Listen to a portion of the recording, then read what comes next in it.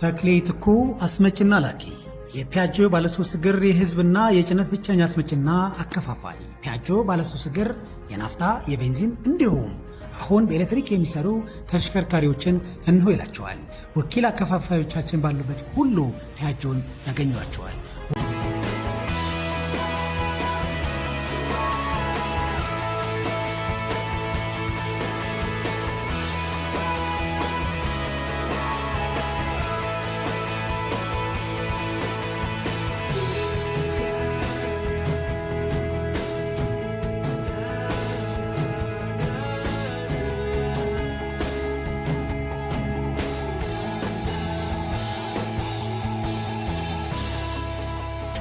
ወኪል ሆኖ ፒያጆ ማከፋፈል ለሚፈልጉት ሁሉ በራችን ክፍት ነው ይላቸዋል።